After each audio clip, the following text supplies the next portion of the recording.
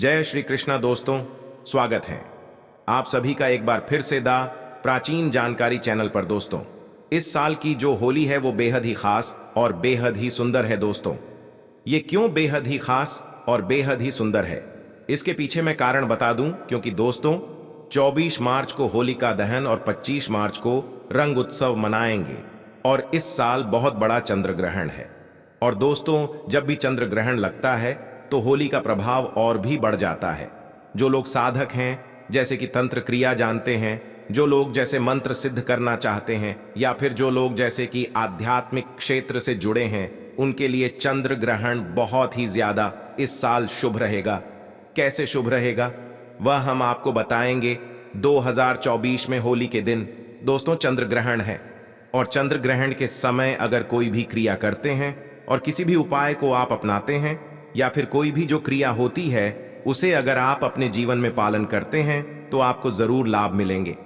चाहे धन आकर्षित करने के लिए, चाहे कोई भी दौलत पाने के लिए, ये होली बहुत ही खास होने वाली है। दोस्तों, हिंदू पंचांग के अनुसार फाल्गुन पूर्णिमा को होली का दहन और इसके अगले दिन होली मनाई जाती है।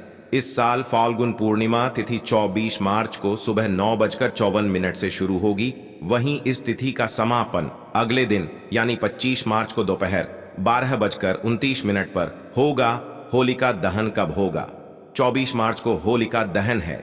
इस दिन होलिका दहन के लिए शुभ मुहूर्त देर रात 11:01 से लेकर 12:02 तक है। ऐसे में होलिका दहन के लिए आपको टोटल 1 घंटा 14 मिनट का समय मिलेगा। कब है होली और रंग कब खेला जाएगा? रंग वाली होली कब खेली जाएगी? देखिए दोस्तों, होलिका दहन के अगले दिन होली मनाई जाती है, इसलिए इस साल 25 मार्च को होली है। इस दिन देश भर में धूमधाम से रंगों वाली होली मनाई जाएगी। लेकिन याद रहे, इस दिन चंद्र ग्रहण भी है। दोस्तों, होली पर चंद्र ग्रहण का साया हिंदू पंचांग के अनुसार होली का त्योहार हर साल फाल्गुन मास की पूर्णिमा तिथि की रात में आरंभ होता है। इस दौरान होली का दहन किया जाता है और उसके अगले दिन रंगों से होली खेली जाती है। इस साल 24 मार्च को होली का दहन किया जाएगा और 25 मार्च को होली खेली जाएगी। होली के ही दिन यानी 25 मार्च को साल 2024 का पहला चंद्र ग्रहण लग रहा है, जो भारतीय समय अनुसार सुबह 10:23 से शुरू होगा और दोपहर 5:02 पर समाप्त होगा। हालांकि उपछाया होने की वजह से यह ग्रहण भारत में दिखाई नहीं देगा।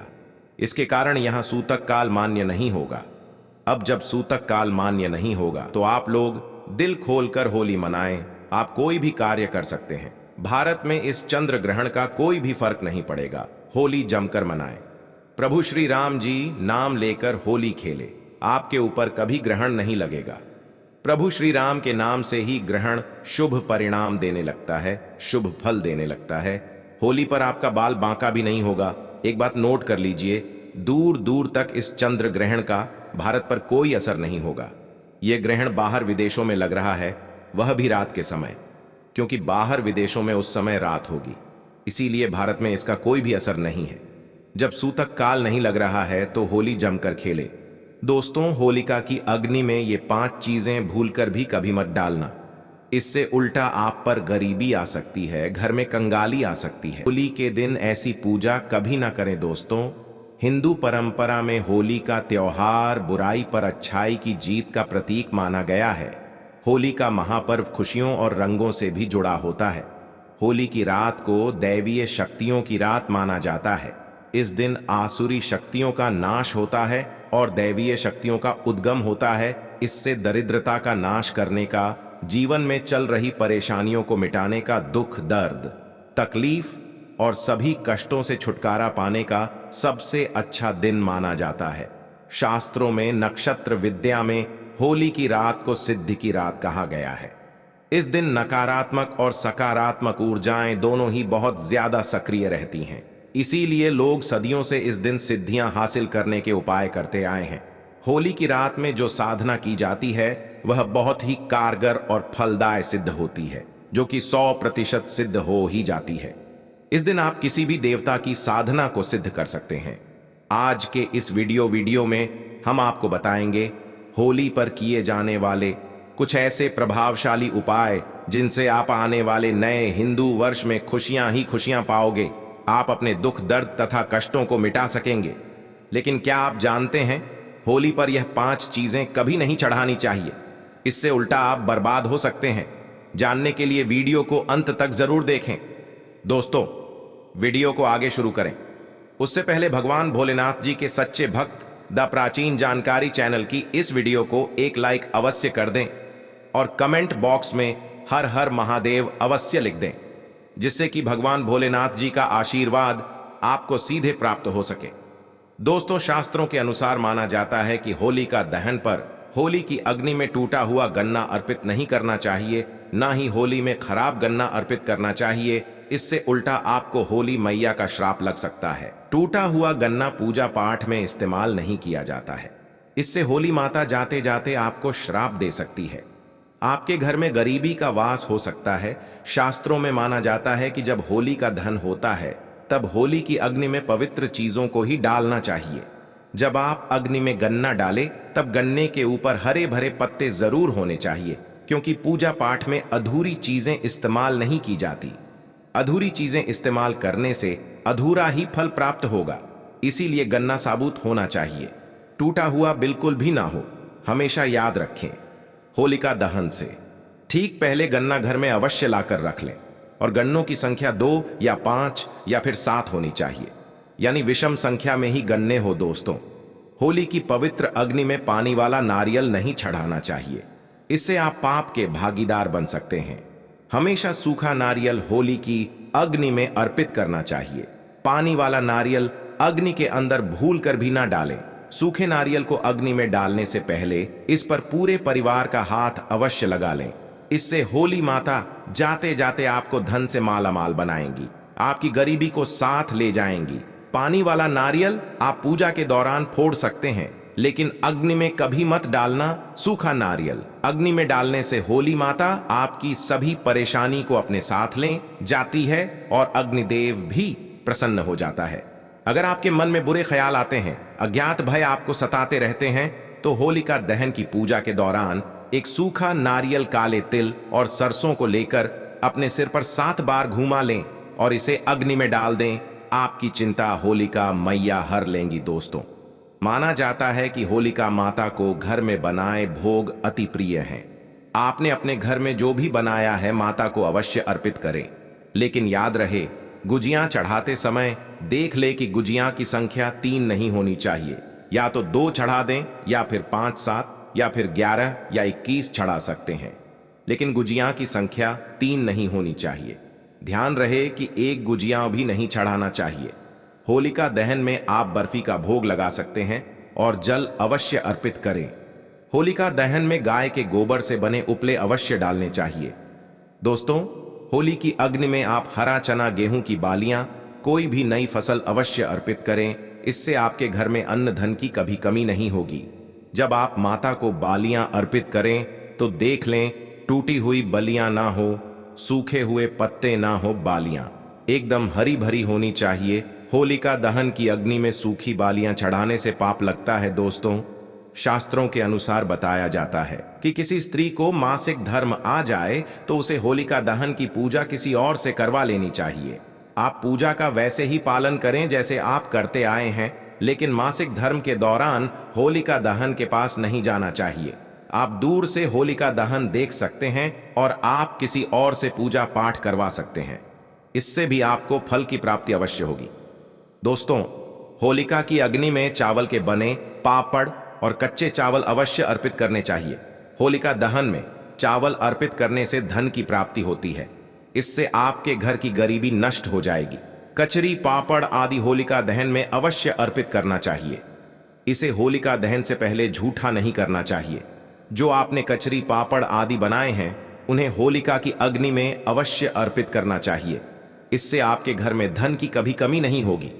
दोस्तों, माना जाता है कि होली का दहन से पहले होली की अग्नि में बगैर अर्पित किए गुजिया नहीं खाना चाहिए हैं, और अपने परिवार में सभी सदस्य एक दूसरे को गुजियां अवश्य खिलाएं।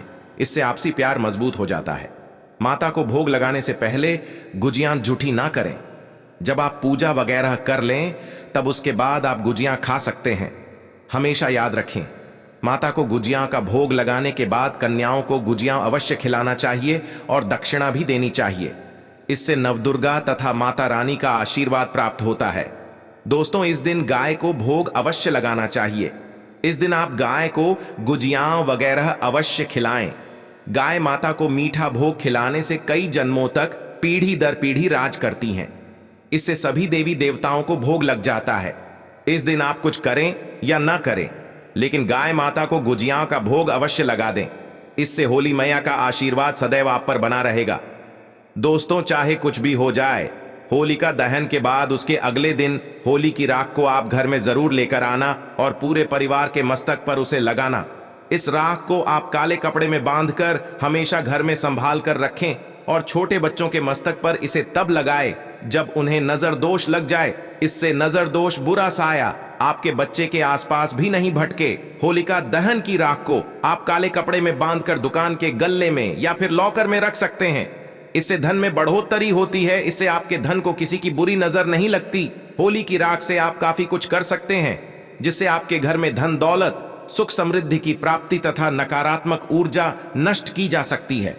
दोस्तों, माना जाता है कि होली के दिन कोई भी सफेद चीज कभी किसी से नहीं लेनी चाहिए। इस दिन टोने टोटके प्रभावशाली रूप में कार्य करते हैं। इस दिन सफेद चीजों का इस्तेमाल करके सबसे ज्यादा टोने टोटके किए जाते हैं। इसलिए ऐसी कोई भी चीज स्वीकार करने से आपके ऊपर कोई काला जादू हो सकता है। इस कारण होली के दिन आप सफेद चीज भूलकर भी किसी से मत लेना। दोस्तों, हमारे वेद पुराण बताते हैं कि होली खुशियों की सौगात लेकर आती है, प्यार का प्रतीक मानी गई है। होली ऐसे में इस दिन मांस मदिरा का सेवन नहीं करना चाहिए। जो भी व्यक्ति होली पर मदिरा का सेवन करता है, मांस का सेवन करता है, तो उसे अगली योनि कुत्ते की मिल जाती है। ऐसा मनुष्य पीढ़ी दर पीढ़ी ही नरक की यातनाएं भोगता है। शास्त्रों में वर्णित है कि भगवान श्री कृष्ण जी को होली का पर्व अति प्रिय है। इसीलिए इस दिन कोई भी ऐसा कार्य नहीं करना चाहिए जिससे भगवान कृष्ण क्रोधित हो जाए। होली पर गाली नहीं देनी चाहिए, स्त्री का अपमान नहीं करना चाहिए, सुबह जल्दी बिस्तर छोड़ देना चाहिए। होली के दिन ज्यादा सोना नहीं चाहिए। होली के दिन पवित्र पर्व पर सहवास नहीं करना चाहिए। इस दिन स्त्री से दूर रहे। पुराणों में उद्धृत है कि इस दिन हर किसी को होली अवश्य खेलनी चाहिए।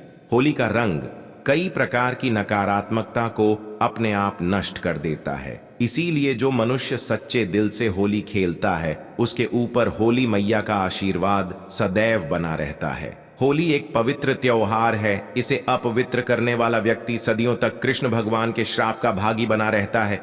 इसीलिए होली का पर्व सच्चे दिल से तथा सच्ची श्रद्धा के साथ ही मनाना चाहिए। दोस्तों, होली के दिन इन खास चीजों को लाना ना भूले। मात्र ये कुछ खास चीजें होली के दिन लाने से आपके जन्म जन्मांतर की गरीबी मिट जाएगी। दोस्तों, वास्तुशास्त्र में कुछ ऐसी चीजों के बारे में बताया गया है जिसे होली से पहले घर पर लाना बहुत ही शुभ होता है। इसलिए होली से पहले आप अपने घर पर इन चीजों को जरूर लाएं। आप इन चीजों को होली के बीच इन चीजों की खरीदारी कर सकते हैं। इससे माता लक्ष्मी जी की कृपा बनी रहेगी और पूरे साल आपके घर में सुख समृद्धि होगी। चलिए जानते हैं इन खास चीजों के बारे में। दोस्तों, नंबर 1, तोरण। हिंदू धर्म में तोरण या बंधनवार को बहुत ही शुभ माना जाता है। पर्व, त्योहार और शुभ मांगलिक कार्यों के दौरान मुख्य द्वार पर तोरण लगाए जाते हैं। मान्यता है कि इससे नकारात्मक ऊर्जा खत्म होती है और घर पर सकारात्मक ऊर्जा का प्रवेश होता है। घर के मुख्य द्वार पर तोरण लगाने से माता लक्ष्मी जी का आगमन भी घर पर होता है। ऐसे में आप होलाष्टक से लेकर होली तक अपने घर के मुख्य द्वार पर तोरण जरूर लगाएं। दोस्तों, नंबर 2, बांस का पौधा। वास्तु शास्त्र में बैम्बू ट्री या बांस के पौधे को सकारात्मक ऊर्जा का सबसे अच्छा स्रोत माना जाता है। होली से पहले ही आप अपने घर पर बैम्बू ट्री जरूर लाएं। इससे सभी नेगेटिविटी दूर हो जाएगी और आपके घर की सुख समृद्धि में वृद्धि होगी।